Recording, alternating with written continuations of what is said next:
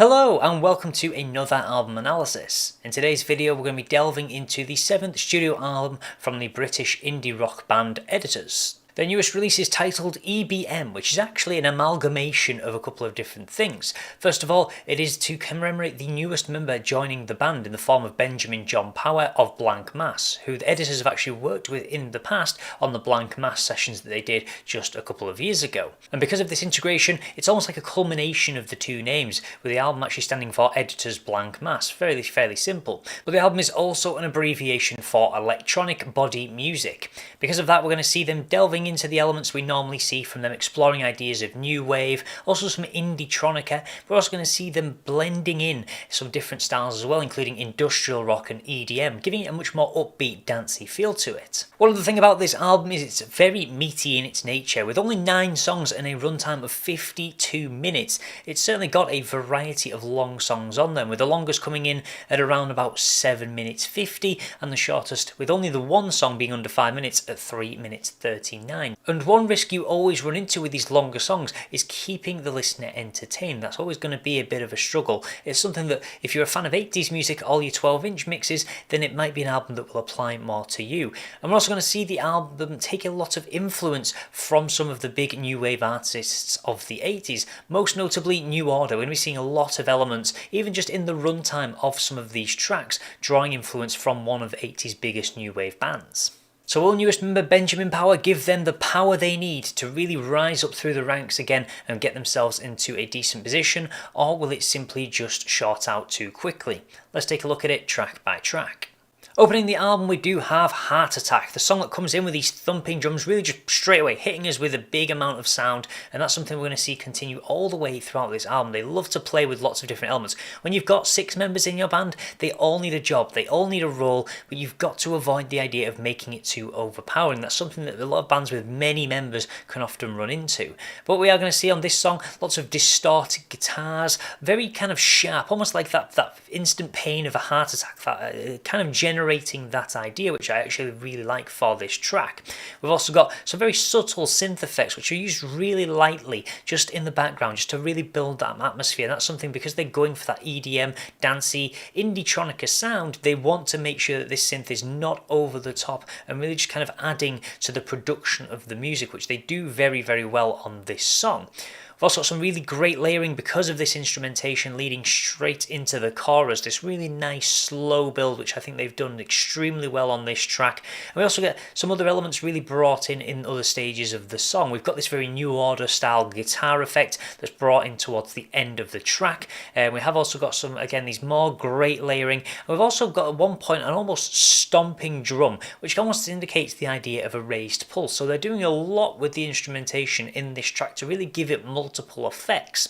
One thing we are going to see, and I'm going to touch on it now because it's going to happen throughout the entire album, is just talking about Tom Smith's vocals, more so on the lyrical content. In the past, he's been a man that's always loved to put a lot of meaning into his music, but it's always been very accessible. You look at some of the works on their earlier albums, An End Has a Start, even songs such as Smokers Outside the Hospital Doors, they were very easy to digest and understand. And whilst he's doing that on this album, it's going to be much more encrypted, much more difficult to really pull out the meanings that he's kind of embedded into these songs. And because of that, there are going to be times where it feels like he's almost waffling in his lyrics, and this song's certainly no exception. This is probably one of the ones on the lighter side where the lyrics are certainly more understandable. The idea of love being a heart attack, just really making it very simple, but throughout the album we are going to see a lot of really convoluted messages that are really just kind of very hard to pick out. Then coming in at track 2, we do have Picturesque, which opens with this frenzied attack on the senses. This song definitely dances around all over the place and plays with lots of different things. We've got some very low piano sounds, some very nice electronic samples, again scattered in. The synths and the keyboards are working, and the electronic production is working very well already so far on this album. We have got more New Order style guitar thrown in there. If you listen to some of the stuff from Power Corruption and Lies from that New Order album, you'll definitely see the similarities in there. A lot of the guitar work. You'll also see the same with Ed Late on this album. He has much faster drum patterns compared to previous releases, definitely making those comparisons between himself and the drum patterns you would see on many New Order tracks, and I think it gives the songs a really good pace. That's what it needs. I didn't like the material they've been releasing over recent years. It's been very down tempo, very slow. They tend to work better at a faster pace, so it's nice to see them really picking that up. I also do really enjoy the chorus on this. I felt it was very, very catchy. It was one of, despite not being released as a single,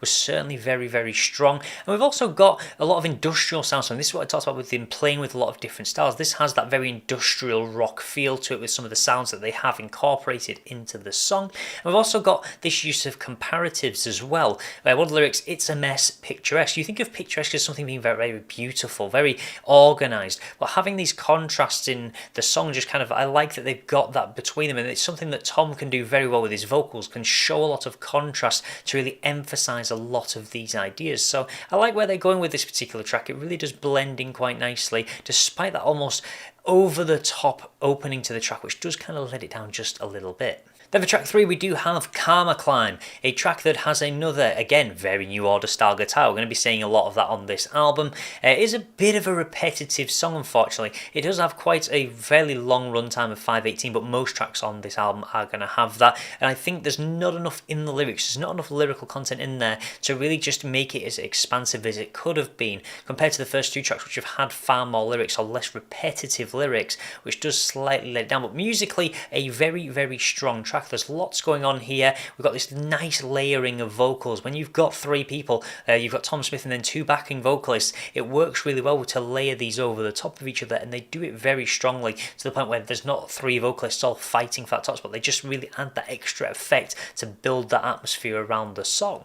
It also explores more contrast, the idea of good and bad karma. You've got euphoria or despair, again just really building these nice contrasts that help paint this picture of karma. You can have good karma, bad karma, and this is one of the songs again that people can kind of tie themselves in with very easily. It's not one of the more complicated tracks on the album. It's easy to see why it was released as one of the singles. Certainly very catchy, and I love some of the guitar work on it. I'm a big New Order fan, so seeing that on this album used so heavily really just helped draw me in and give me that new wave feel that I would expect to hear from it with the direction they tried to take with the album. Then coming in at track 4 we do have Kiss. Now this is a behemoth of a track, coming in at 7 minutes and 50 for runtime, very beefy, very synth laden as well. They definitely do let the synth be at the forefront of this track as opposed to in the background like they have on the beginning of the album, and it definitely has a very M83-esque dreaminess. If you've ever heard Hurry Up We're Dreaming, then you'll know it could almost fit next to something like Midnight City or some of the tracks that were on that album. It is very just almost angel-esque, that very heavenly kind of feel, just like you're floating on clouds, which is really nice. It's done very well to really give off that effect. The only downside to this track though is it does lose its punchiness because of its runtime. It's ambitious, but once you get past the 4th, 5th minute, it really does start to feel like it's dragging on a little bit. Although we do get this again very atmospheric ending with almost like this rain thunderstorm outro, which is really nice. The idea of clouds really generating that idea, but unfortunately the kind of radio edit version of this track is much stronger, has a much better punchiness to it than the 7 minute 50 behemoth that we are given on the album. Then for track 5 we have Silence, really breaking the album up. This is the ballad of EBM, and I think it's great because it shows the deeper side of Tom Smith's voice. He has got such a great range in his voice, and this is a song where he's able to showcase that. And I like that for each song they're kind of bringing something else to the forefront. They're playing with different ideas and letting different members of the band take to the main stage effectively, which I really do enjoy. And he just plays so beautifully with his voice, and it's going from very low notes to high notes, just really bouncing around. It has this really nice slow build as well before we get this huge explosion of sound, really making the song sound bigger than it is. But the beautiful thing about this track is it doesn't go over the top. It doesn't really just kind of get to the point where you're just thinking, whoa, this is way too much, this is way too much in my senses. So it's really done very nicely, and it's a great way to break the album up. We've had 4 tracks of very upbeat EDM-esque kind of music and blending in that industrial rock, so having this track as a kind of break point in the album I think is done very well. It's a perfect place to put it. Then in track 6 we do have what I'm going to consider the Marmite track, Strawberry Lemonade. This has some of the best points on this album, but it also has one thing that really just ruins the song, personally for me. Some others may enjoy it. Opening the track we do have this very aggressive punchy bass sound. It's very blaring, very over the top, and it was a bit too much on my ears. But once you do get to that point, past that alarming point with these over-the-top sounds, you do kind of get into this really nice kind of chorus and verses that I think are done so beautifully well with this stabbing synth that we've got in there. And when they drop this heavy bass sound, it sounds like such a brilliant track. I wish they hadn't put it in there because it just spoils it for me personally. And I just think that I like the EDM style they've gone for on this particular track, and I think it's one that could have been just so much better without that one sound. I mean, some people may prefer, like, again, this contrast idea. They like to throw in them throughout the entire album, but I just think the song, even with its 6 minutes 17 runtime, would be stronger and much better just without one sound. It would have been probably the strongest track on this album without it. Then for track 7 we do have Vibe, and I felt this was one of the more forgettable tracks on the album. It was released as a single. It's very dark and very atmospheric. This is almost going back to that post-punk revival music they've been working on over recent years, something that they've really tried to keep alive with bands such as White Lies and Interpol also trying to do the same. But this is almost like the track kind of tying them to their previous work, despite the fact they've kind of gone for a more dancey sound, moved away from that original style and delved into something different. This is like the nod back to it. It has very interesting elements of the leather-laden Dave Garn of Depeche Mode. That's almost the sound it gives off in some of the parts of this track, and it's still an okay track, but I just don't feel it's as strong because they, as I said before, I think they're at their best when they're doing something kind of more upbeat, but they do have this very haunting sound. Tom Smith's voice does work very well for creating these haunting atmospheres, this very slow, almost grungy style that he can occasionally dip into, but it definitely just didn't feel like one of the stronger tracks on the album. But it's interesting to see again just this contrast from the band. Then for track 8 we do have Educate, another track that has these very quick snappy drums. We've seen it throughout most of the album apart from on the slower tracks, and I just think Ed Lay again just does some beautiful work on this. I mean, the whole band do instrumentally, but I think Ed Lay needs some serious credit for what he's done on this album. Just keeping that pace going, really giving them that driving force they need to keep these tracks and kind of give them that punchiness that they have had, and it kind of helps them keep to these longer run times. I think if they were slower they would drag out forever, but I think because they've got that pace they're able to kind of push these songs out, and this is another song that does that at 6 minutes and 50. I did feel it was maybe a couple of minutes too long. You probably could have pushed for maybe 5 minutes. 7's a little bit much, but it does have again this really good layering of sounds that they've done on a couple of these songs without avoiding that point of being overpowering. They're building this wall up, they're building this house of sound, but they're not doing to the point where they're blowing the roof off effectively. They're just keeping it just nice and soft and just keeping it contained, which does work very well. Then rounding out the album, we have what I felt was the strongest track on this album, Strange Intimacy. Now this is it has a club feel to it, it's very slow build, it's almost grungy and dark. This feels like a better version of Vibe, and I do think that with its slow brooding lyrics, again, it's something Tom Smith does very well, and I think this is the track that does it far better on the album. I think Vibe would have been better as a kind of more upbeat track, and it did have some slight dance elements, but didn't quite give off the feel that Strange Intimacy does. This has these stadium rock builds that build around the chorus really, really nicely, and I think are just very, very strong, and what makes it one of the strongest tracks on this album. And again, just Tom with his slow lyrics, just really emphasizing and drawing out these deep notes that he's able to do so very well, just really make it for a standout just to close the album out. Overall, I do think this is a very strong album. Benjamin Power has definitely really reinvigorated the band and give them a sense of purpose, I feel. They've moved away from that slow, down-tempo, dark, gloomy rock that they were kind of producing and gone to something a bit more upbeat and something with a pulse, with a life.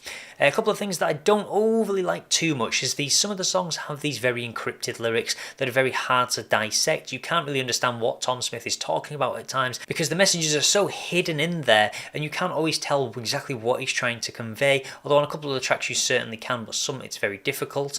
Also, a couple of the tracks do lose their edge just because of the runtime, because of the length of them. I get they've gone for something like New Order did. They did it on some of their albums, Power Corruption Lies, even on Substance, their compilation. A lot of the songs on that, again, over 5-6 minutes. So I get what they've aimed to do, but there's a couple of tracks, more notably Kiss, where it gets weaker towards the second side of that particular track, which unfortunately just causes it to lose the pace that it has and the ability that it has in the first half.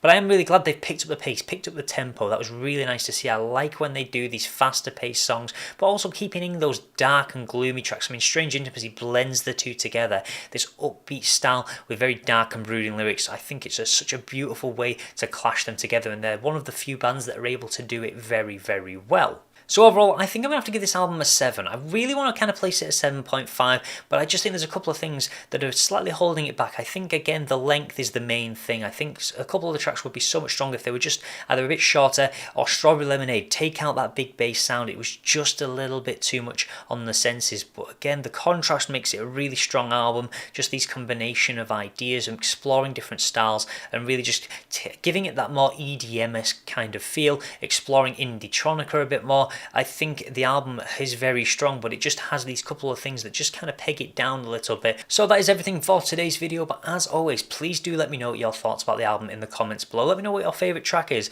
and also let me know your thoughts on Strawberry Lemonade. That's definitely one track. I want to know if I'm just alone on the idea of these big sounds that I don't like, and I think it would have been, again, the best track on the album without it. I'd love to know people's thoughts on that.